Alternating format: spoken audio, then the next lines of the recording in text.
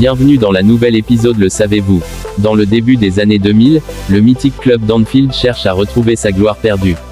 L'arrivée d'un jeune capitaine, Steven Gerrard, coïncide avec celle d'un attaquant au tempérament de feu, El Hadji Diouf, star montante du football africain.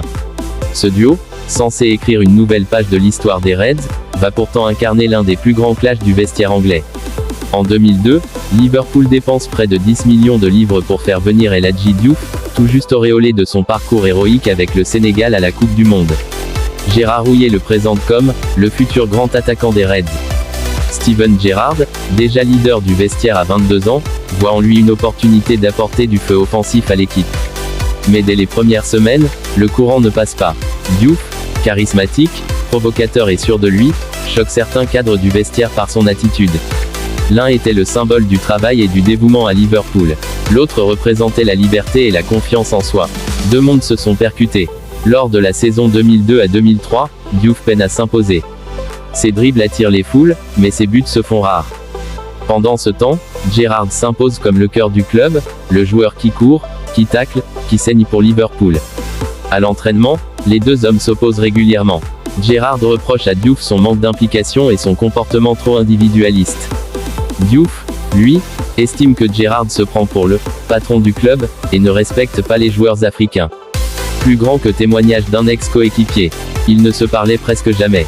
Gerrard ignorait Diouf, et Diouf le provoquait. C'était électrique. En 2003, lors d'un match contre le Celtic Glasgow, Diouf crache en direction d'un supporter écossais. L'image choque l'Angleterre entière. Liverpool prend ses distances avec le joueur, et Gerrard aussi. Plus grand que Gerrard écrira plus tard dans son autobiographie: je n'ai jamais respecté Diouf. Il ne se battait pas pour l'équipe. Il ne respectait ni le club ni les supporters. Cette phrase deviendra une déclaration de guerre. Des années plus tard, Diouf répond violemment: plus grand que Gerrard n'a jamais rien fait pour moi. Il se prenait pour un dieu, mais il n'a pas le niveau d'un grand d'Afrique. Il n'a pas le charisme des vrais leaders. Les deux anciens coéquipiers multiplient les pics médiatiques, parfois même dans des interviews en Afrique ou en Angleterre. Ce conflit, jamais apaisé, devient une rivalité de valeurs.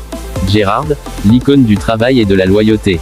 Diouf, l'enfant rebelle, fier de son identité et allergique à l'autorité. Les années passent. Gerrard devient une légende de Liverpool. Diouf, lui, poursuit une carrière mouvementée entre Bolton, Leeds et le championnat saoudien. Mais à chaque micro, le sujet revient. Deux hommes, deux trajectoires, une blessure qui ne cicatrise jamais. Au fond, ce conflit raconte plus que la simple incompatibilité de deux joueurs. Il symbolise le choc entre deux visions du football, le devoir collectif et l'affirmation individuelle. Une leçon éternelle sur l'ego, le respect, et le poids du maillot rouge de Liverpool. Plus grand que, dans le football comme dans la vie, le talent ouvre les portes, mais seul le respect les garde ouvertes. Et vous dites-nous que pensez-vous de cette conflit? J'attends ta réponse sur le commentaire et n'oublie pas de liker à la fin de la vidéo.